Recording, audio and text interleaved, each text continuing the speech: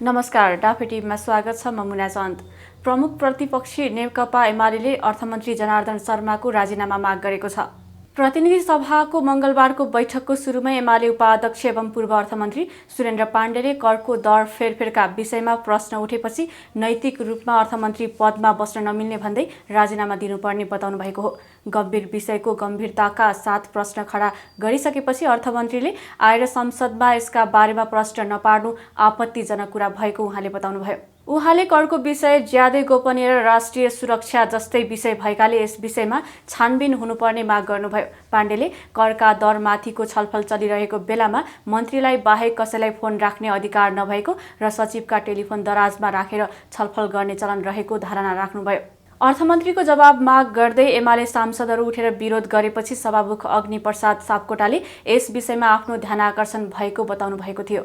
अर्थमन्त्री शर्मालाई बजेट संसदमा प्रस्तुत गर्नुभन्दा अगाडि अर्थ मन्त्रालयमा अनधिकृत व्यक्ति प्रवेश गराएर व्यक्तिगत स्वार्थमा करको दर हेरफेर गरेको आरोप लागेको छ। अब भिडियो जस्ताको तस्तै गर्नु भएको छ। यो कस्तो किसिमको संलग्नता र साँठगाँठमा भएको हो, यसको जानकारी चाहियो संसदलाई। त्यसकारणले म यहाँलाई अहिले के भन्न चाहन्छु भने यति गम्भीर प्रश्न उठेपछि नैतिक रूपले अर्थमन्त्री त्यो पदमा बस्नको लागि सक्षम हुनुहुन्छ, लायक हुनुहुन्छ, यसको जवाब संसदलाई चाहिन्छ। र म प्रधानमन्त्रीको पनि ध्यान आकर्षण गर्न चाहन्छु, सम्मान्य प्रधानमन्त्रीको, कि यति गम्भीर प्रश्नमा प्रधानमन्त्रीले यसको जवाफदेही लिनुपर्छ कि पर्दैन। यो केवल अर्थमन्त्रीको मात्रै विषय हो कि के हो, यसको जानकारी संसदलाई चाहिन्छ।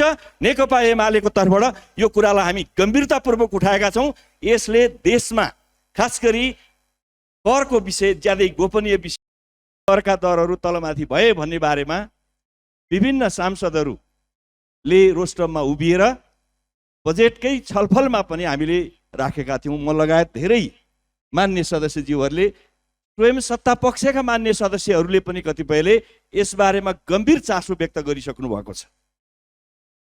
र अर्थ मन्त्रालयभित्रको अभ्यास के हुने गर्दछ, अध्यक्ष महोदय, सभामुख महोदय, त्यहाँ बजेटभन्दा एक दिन अगाडि जो बजेट यहाँ संसदमा प्रस्तुत गर्नुभन्दा अघिल्लो दिन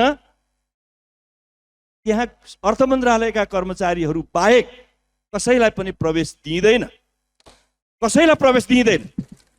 त्यति मात्र होइन, खास गरी करका दरहरूमाथिको छलफल चलिरहेको बेलामा मन्त्रीलाई बाहेक अरू कसैलाई टेलिफोन राख्ने, टेलिफोन गर्ने अथोरिटी दिइँदैन र सचिवदेखि सबैको टेलिफोन दराजमा लक गरेर छलफलमा बस्ने गरिन्छ। यो प्रचलन रहँदै आएको छ।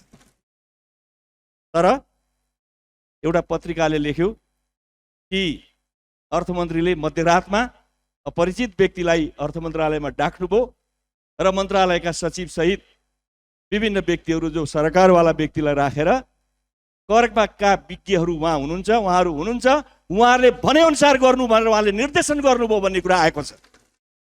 यो कुरा के हो? यद्यपि कतिपय कुराहरू यसभन्दा अगाडि पनि बाहिर सार्वजनिक भएका थिए। खास गरी स्टिल वायरहरूमा नेपालका स्टिल उद्योगहरूले प्राप्त गरिरहेका सुविधाहरू कटौती गरेर त्यसमा चाहिँ अन्तशुल्कहरू बढाइदिएको र जसको कारणले गर्दाखेरिमा हाम्रो निर्यात एकदमै सुक्दै गएका कुराहरू। त्यसै गरी घिउ तेलका उद्योगहरूले 10% कच्चा पदार्थमा कर तिर्दथे, 15% एक चाहिँ फिनिस गुड्समा, तयारी वस्तुमा चाहिँ कर तिर्दथे। तर अहिले केही चाउचाउ र बिस्कुट उद्योगहरूको लागि भएर 5%मा झारेर स्वयं देशका घिउ तेल जो निर्यात गरेर झन्डै 86-87 अरब नेपालको चाहिँ आम्दानी गरेको निर्यात बढाइ भएर अर्थमन्त्रीले जे भनिरहनु भएको थियो, ती उद्योगहरूलाई पनि टाट पल्टाउने ढङ्गले यो बजेटमा आएको छ। त्यसै गरी सेनिटरी प्याडको बारेमा धेरै चर्चा भएको छ। मैले हेरेँ अध्यक्ष महोदय, 7वटा वस्तु एउटा सेनिटरी प्याडको लागि आवश्यक पर्दो रहेछ। त्यसमध्ये ऱ्यापरमा 30% भन्सार वृद्धि गरिएको छ र अन्तशुल्कमा 5% वृद्धि गरिएको छ। अरू केही प्रोडक्टहरूमा पनि खास गरी यो फ्लप पल्प भन्नेमा पनि 5% भन्सार गरेको छ र एभरेजमा 7.5%, 1% उहाँले लगाउने भन्नुभएको छ।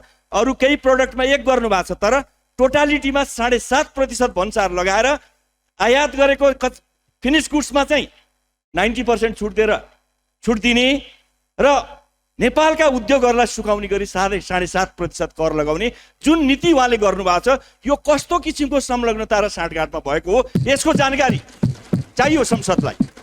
त्यसकारणले म यहाँहरूलाई अहिले के भन्न चाहन्छु भने यति गम्भीर प्रश्न उठेपछि नैतिक रूपले अर्थमन्त्री त्यो पदमा बस्नको लागि सक्षम हुनुहुन्छ, लायक हुनुहुन्छ, यसको जवाफ संसदलाई चाहिन्छ। र म प्रधानमन्त्रीको पनि ध्यान आकर्षण गर्न चाहन्छु, सम्मान्य प्रधानमन्त्रीको, कि यति गम्भीर प्रश्नमा प्रधानमन्त्रीले यसको जवाफदेही लिनुपर्छ कि पर्दैन, यो केवल अर्थमन्त्रीको मात्रै विषय हो कि के हो, यसको जानकारी संसदलाई चाहिन्छ। नेकपा एमालेको तर्फबाट यो कुरालाई हामी गम्भीरतापूर्वक उठाएका छौँ। यसले देशमा खास गरी करको विषय ज्यादै गोपनीय विषय हो र राष्ट्रिय सुरक्षा जस्तै विषय हो, राष्ट्रिय स्वार्थको विषय हो। यस्ता गोपनीयताहरू बाहिर सार्वजनिक गर्ने र गोपनीयताहरूमा अझ साँठगाँठ र मिलिमतो गर्ने जस्ता कुराहरू गम्भीर अपराध मानिन्छन्। त्यसबारेमा छानबिन हुनुपर्दछ र संसदले यसबारेमा कदम चाल्नुपर्दछ। यसको जवाब हामी चाहन्छौँ। मन्त्रीले नैतिक हिसाबले त्यो जिम्मेवारीमा बस्न मिल्दैन भन्ने मलाई लाग्दछ। हाम्रो दलको तर्फबाट पनि हामी त्यो कुरा भन्न चाहन्छौँ।